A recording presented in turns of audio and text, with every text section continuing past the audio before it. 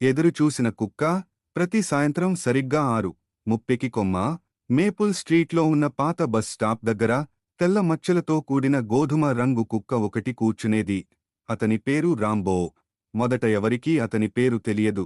అందరూ అతన్ని ఆ కుక్క అని మాత్రమే పిలిచేవారు. దుకాణదారులు అతన్ని రోజూ చూస్తుండేవారు. పిల్లలు నవ్వుతూ, పరిగెత్తుకుంటూ అతని పక్కనుగా వెళ్లేవారు.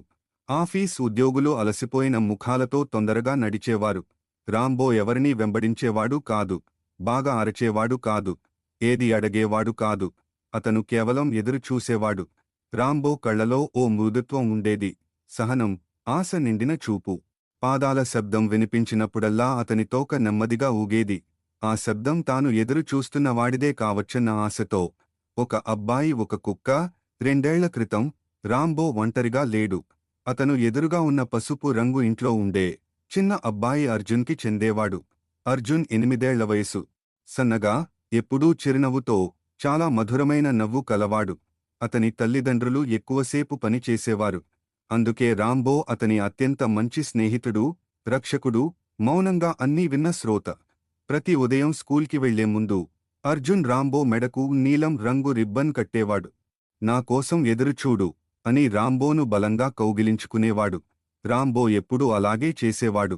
అర్జున్ తిరిగి వచ్చినప్పుడు రాంబో ఆనందంతో ఎగిరి అతని ముఖం నాకి చుట్టూ చుట్టూ పరిగెత్తేవాడు.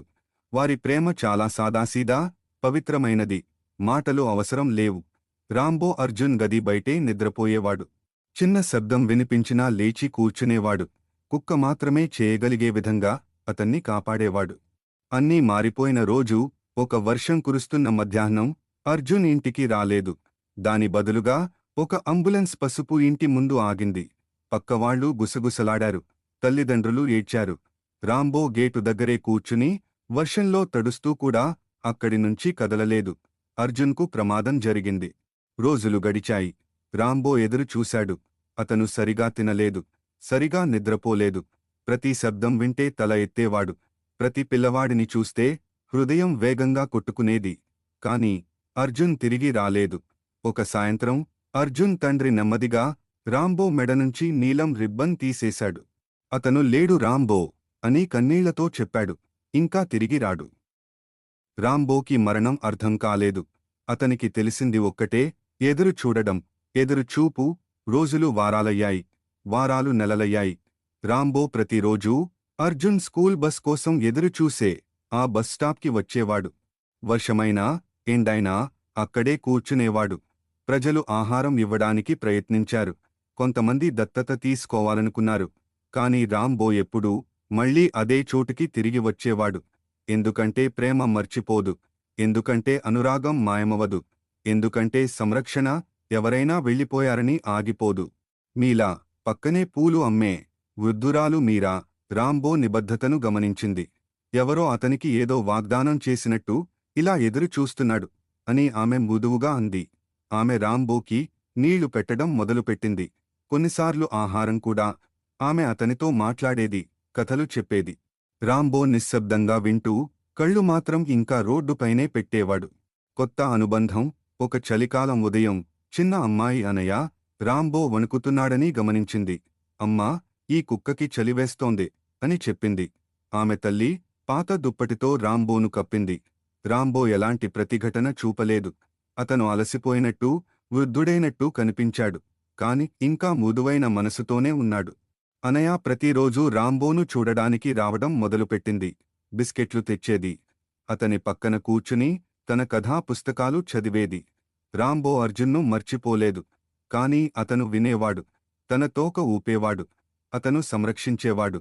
నెమ్మదిగా రాంబో అర్జున్నే కాదు, అనయ అడుగుల శబ్దాన్ని కూడా ఎదురు చూడడం మొదలుపెట్టాడు. మళ్లీ పెరిగిన ప్రేమ. ఒకరోజు అనయ రాంబోను బలంగా కౌగిలించుకుంది. నువ్వు మా ఇంటికి రావచ్చు అని మెల్లగా చెప్పింది. ఇక ఎదురు చూడాల్సిన అవసరం లేదు. రాంబో రోడ్డువైపు చూశాడు. తర్వాత అనయాను చూశాడు. అతని తోక నెమ్మదిగా ఊగింది.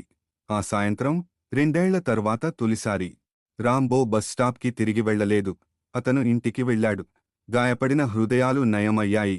రాంబో అనయా గది బయటే నిద్రపోయేవాడు. అర్జున్కి చేసినట్టే ఆమె కలలను కాపాడేవాడు. ఆమె ఎక్కడికి వెళ్లినా వెంట ఉండేవాడు. ఆమె స్కూల్ నుంచి వచ్చే వరకు సహనంగా ఎదురు చూసేవాడు. కొన్నిసార్లు రాంబో కిటికీ దగ్గర కూర్చుని నిశ్శబ్దంగా రోడ్డును చూస్తూ ఉండేవాడు. అనయ అతని పక్కన కూర్చుని అతని పంజాను పట్టుకునేది. నాకు తెలుసు అని మెల్లగా అనేది. నీకు ఇంకా అతను గుర్తొస్తున్నాడు. రాంబో నెమ్మదిగా ఊపిరి విడిచేవాడు. ప్రేమ జ్ఞాపకాలను తొలగించదు. అవి ఉండేలా కొత్త జ్ఞాపకాలకు చోటు కల్పిస్తుంది. నీలం రిబ్బన్. రాంబో పుట్టినరోజున అనయ అతని మెడకు నీలం రంగు రిబ్బన్ కట్టింది. రాంబో కదలకుండా నిలిచిపోయాడు. ఒక క్షణంపాటు అతని కళ్ళు కన్నీళ్లతో నిండాయి. అనయ మృదువుగా నవ్వింది. గుర్తుపెట్టుకోవడం తప్పు కాదు అంది. నేను నీతో కలిసి ఎదురుచూస్తాను. రాంబో ఆమె చేతిని నాకాడు. ఆ క్షణంలో అతని హృదయం మళ్లీ నిండిపోయింది. రాంబో నేర్పిన పాఠం. ఏళ్లు గడిచాయి. రాంబో వృద్ధుడయ్యాడు. నెమ్మదిగా నడిచేవాడు. కాని ప్రేమలో మాత్రం ఏమాత్రం తగ్గలేదు. అతను అందరికీ ఒక ముఖ్యమైన విషయం నేర్పాడు. ప్రేమ అంటే నొప్పి ఉన్నా కూడా పక్కన ఉండడం. అనురాగం అంటే ఏమీ ఆశించకుండా చూసుకోవడం. సంరక్షణ అంటే ప్రతిరోజు ప్రతి క్షణం రక్షించడం, ఆదుకోవడం. ఒక ఎండమైన మధ్యాహ్నం రాంబో ప్రశాంతంగా కన్నుమూశాడు. అనయ అతని పక్కన కూర్చుని అతని పంజాను పట్టుకుంది. ఇక ఎదురు చూడాల్సిన అవసరం లేదు అని మెల్లగా చెప్పింది.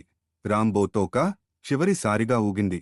తాను ప్రేమించబడ్డానన్న భావంతోనే అతను ఈ లోకాన్ని విడిచాడు. ఎందుకంటే కొన్ని కుక్కలు మనతో జీవించడమే కాదు, మనకు ప్రేమించడం ఎలా అన్నది నేర్పుతాయి. Thank you for watching this video. Please like, share and subscribe our channel friends.